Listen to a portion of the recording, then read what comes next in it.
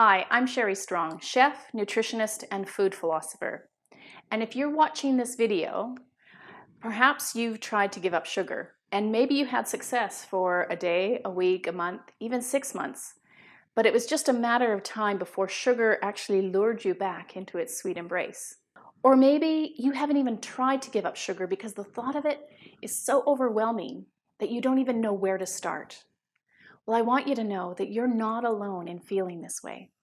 Despite having success in other areas of your life, so your family, your work, and even perhaps being really knowledgeable about nutrition, you still can't quite manage to give up sugar. And perhaps you've tried different diets, the paleo, vegan, keto, or even the potato diet. And perhaps you've even had some moderate success with them, but you still keep ending up on the cycle of yo-yo dieting, or even worse, completely giving up. By this time, you might feel like you're an expert on all the options that are out there.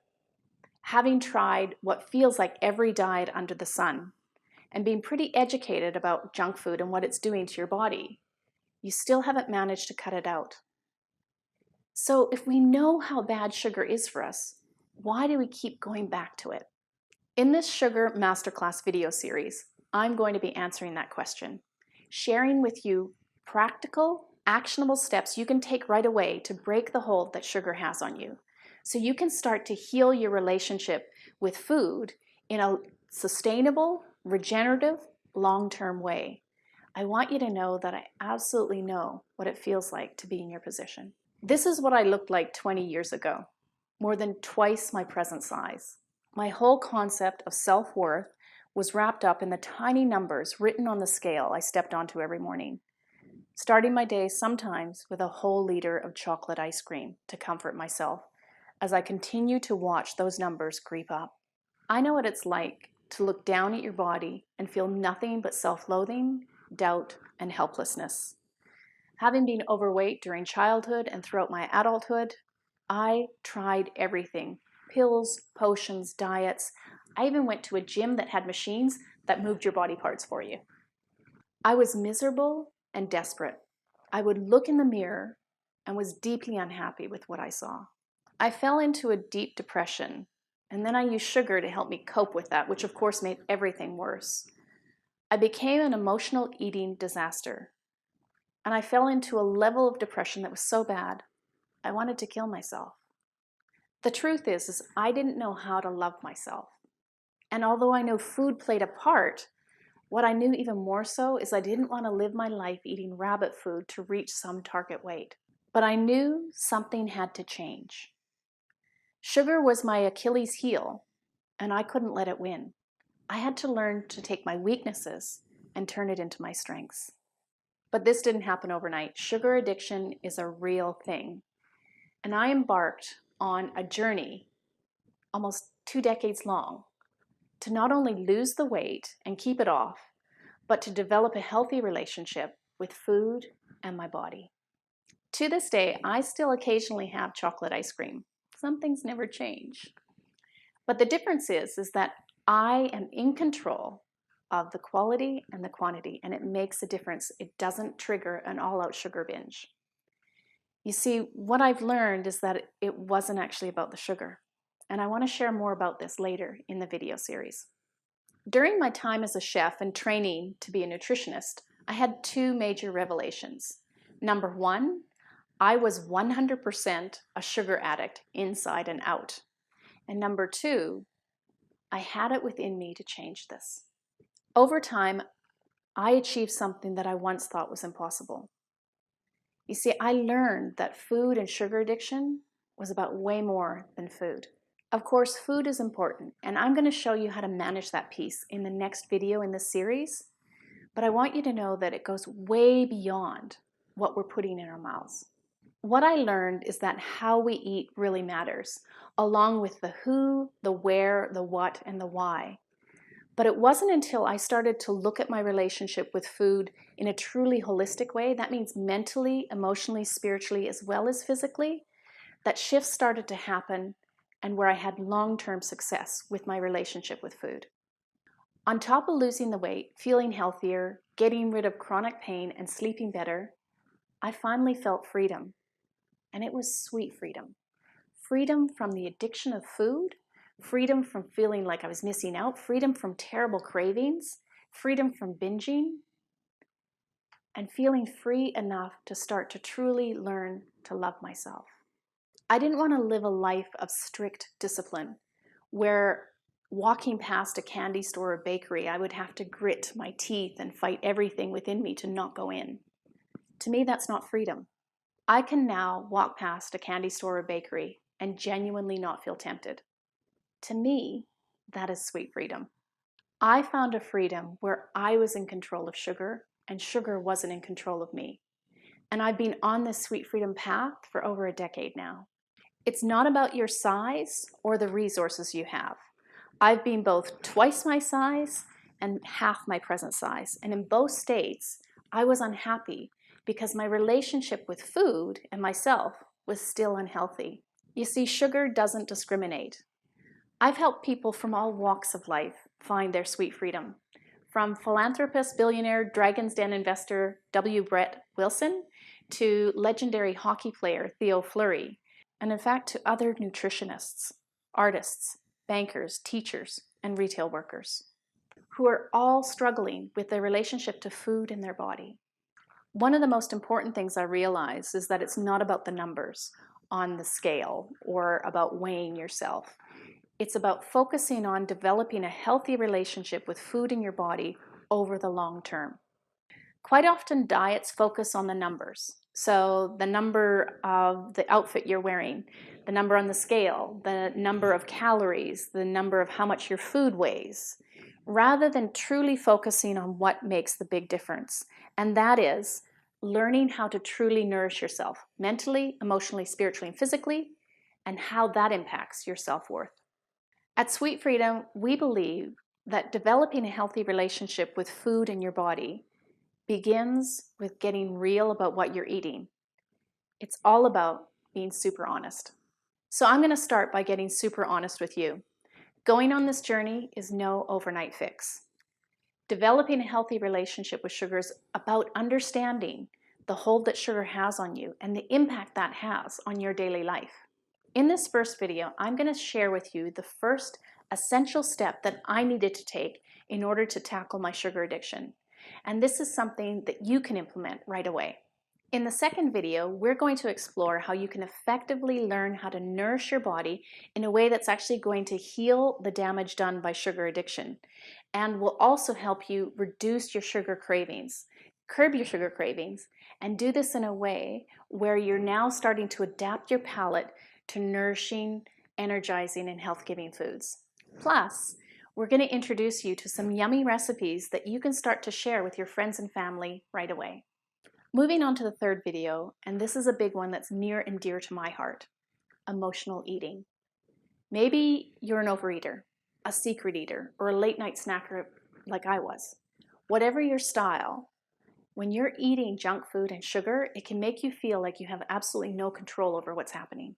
I'm going to share with you how to start to listen to your body so you'll be able to distinguish the difference between emotional hunger and physical hunger.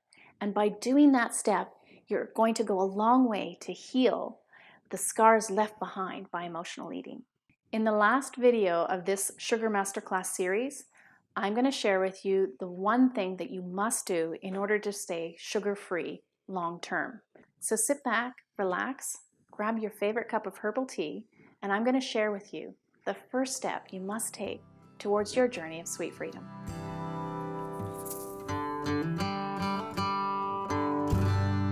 So, you're over at your friend's house and they've bought some donuts, and there's this little voice in the back of your head that says, you probably shouldn't have any.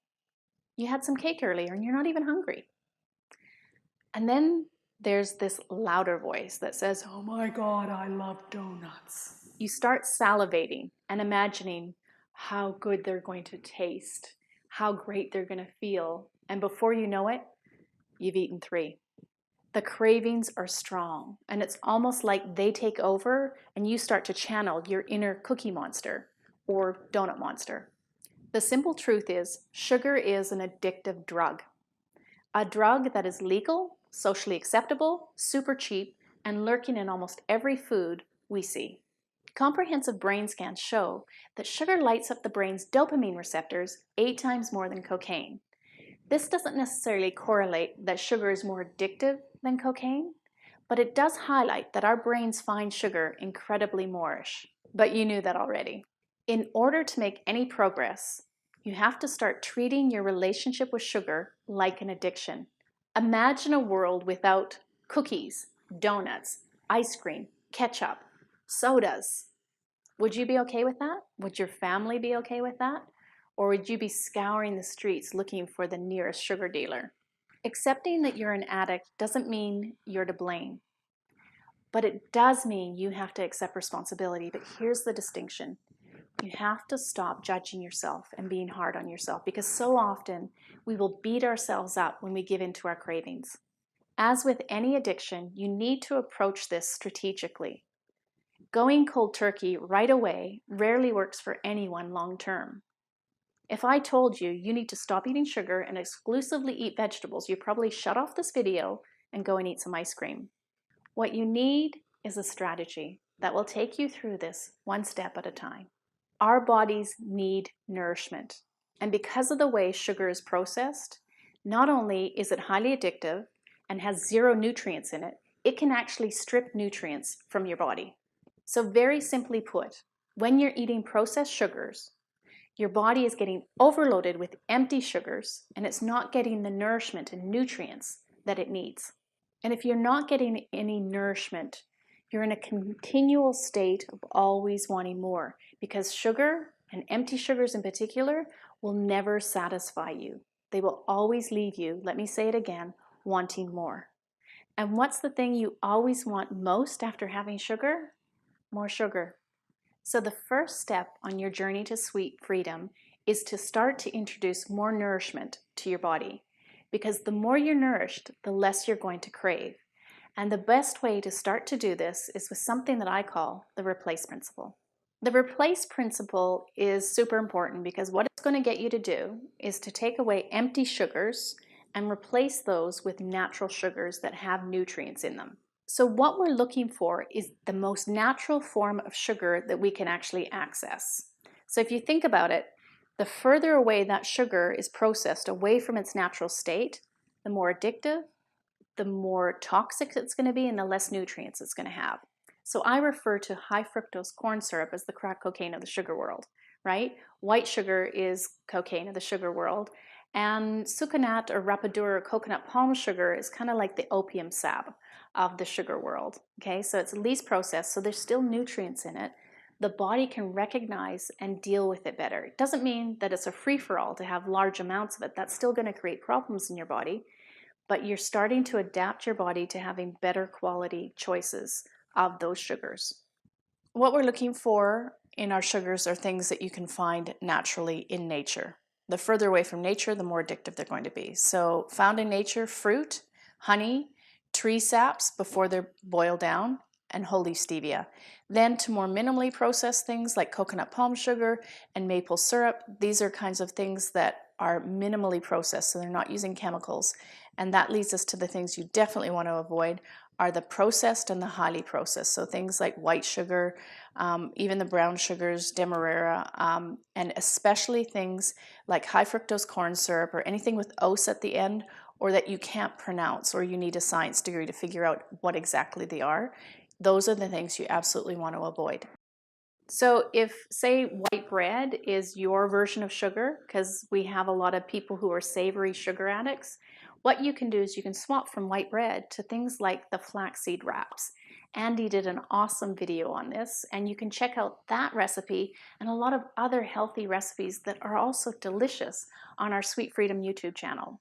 So it doesn't mean you have to eliminate all sugars in your house overnight.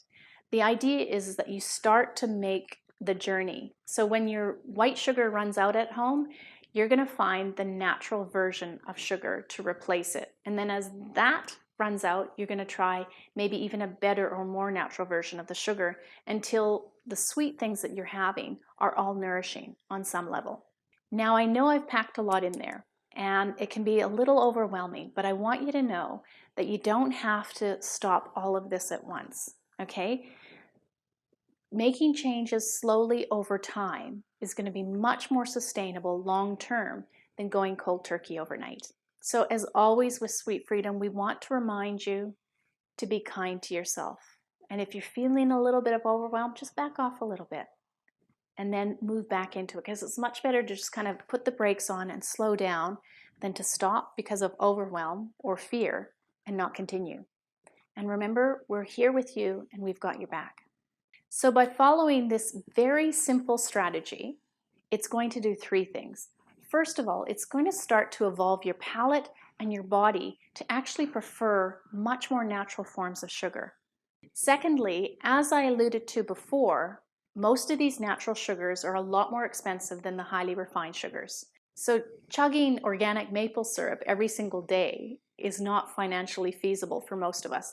And that financial incentive can actually go a long way to helping us start to consume responsibly.